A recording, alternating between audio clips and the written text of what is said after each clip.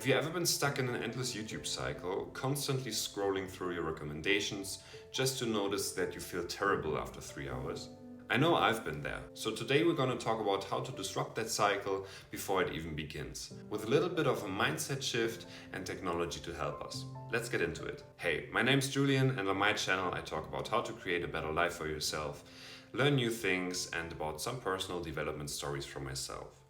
So let's first talk about how much time actually goes into watching YouTube. Because if you clicked on this video, you're probably aware that you're watching too much of YouTube, but actually being able to put a finger on it and seeing that you're 10 hours, 12, 13 hours a week on YouTube just shows you how much potential you have. But just imagine that you take 10 of those 12 to 13 hours of YouTube every week and use them for something that you've wanted to do for ages. For example, I don't know, read more books, play an instrument, or whatever it is that you're into. And it's not just that it wastes time, but it also really drains your energy.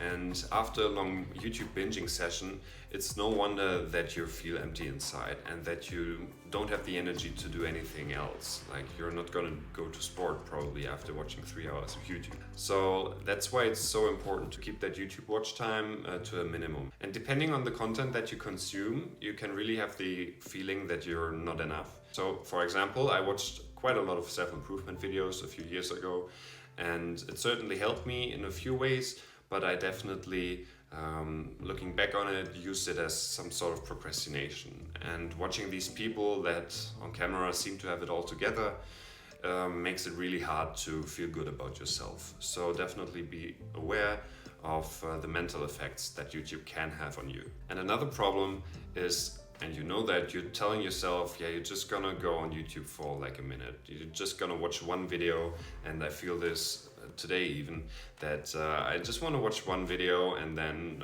as soon as that video bores me, I'm going through the recommendations on the site, and then I'm like, damn, that looks interesting. Yeah, maybe I'll just watch one more video. And then the cycle repeats, and yeah, you wanted to spend 20 minutes max on YouTube, and now it's 40 minutes, then it becomes an hour, and then your motivation to start anything new just dwindles and gets lower with every video. But how can we change that? Now, the biggest mindset shift for me, or the biggest habit that I implemented and definitely always do when I notice that I'm too much on YouTube for a few days in a row. So before I start YouTube on my phone, on my laptop, or wherever, I really ask myself, what is my purpose here? Why do I want to open YouTube? What do I want to watch? This last question, what do I want to watch, really makes a huge difference. Because there's a difference if you want to go on YouTube because you're looking for a specific video, then that's fine. But if you're going on YouTube just because you're bored and you want to pass time, you're setting yourself up for disaster, basically. Because whenever you're in that mindset of, yeah, you're bored, you don't really want to do the thing that you know that you should, your mind is very open for the frequent dopamine hits that YouTube provides. So I know this involves some self-discipline, but it's a very important skill to develop. So whenever you feel the need to open YouTube the next time, before you press on the button or on the screen, ask yourself, why do you want to open it? And what do you want to watch? If you have solid answers to these two questions, then go ahead. But otherwise, don't open it and do the thing that you know that you should do. This creates this intentional viewing. Because whenever you are on YouTube, then you know, or you should know, that you're watching this video for a purpose and not just for relaxing. Because for the brain, it's definitely not relaxing. And of course, sometimes it's totally fine to just relax. But just be careful that this relaxing session doesn't turn into some sort of YouTube marathon, because as I said in the beginning, you're gonna feel very, very depleted afterwards. If you really implement this into your daily life and into your routines, then you're definitely gonna feel this change of relationship to YouTube. And YouTube isn't this thing that you open whenever you feel bored anymore, but it becomes a tool. And it feels very different to use YouTube as a tool than to kind of be used by it. All YouTube cares about is that you keep on watching. This is why it tries to give you the perfect recommendations. So you click on this next video and you get into this cycle of, just one more video. because it's never going to be just one more video. So I want to give you 3 more practical tips that you can implement right away.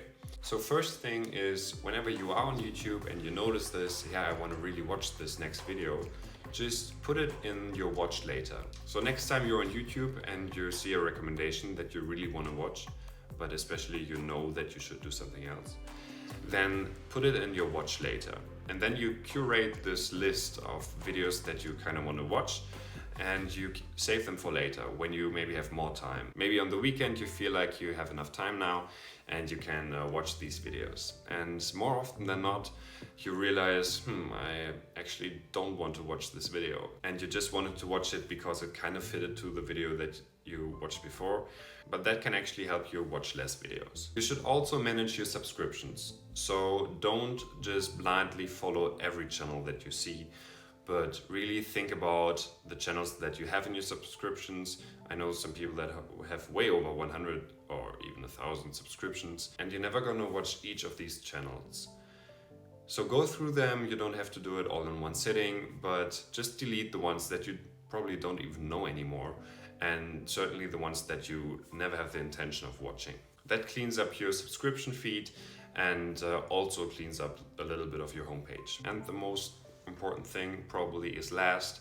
If you really struggle with recommendations, there is a Chrome extension or just an extension for your browser which is called Unhook, which can actually block your home feed and the recommendations on the side of your videos, and basically all the recommendations that the YouTube algorithm is giving to you. And this is something that I thought would be a little bit too much, but I tried it out and it's so good. It only works in your browser, of course, and not for mobile, but that makes such a huge difference. And to deactivate that extension is just another hurdle between you and this 3-hour YouTube cycle. So definitely try it out and see what it gives you. I gave you quite a few tips here on how to give you more free time. If you want to know how to fill that free time with being a little bit more productive in the things that you want to do, then definitely check out my video about Feel Good Productivity, the book by Ali Abdaal, and then I'd say we'd see each other in the next one. Bye.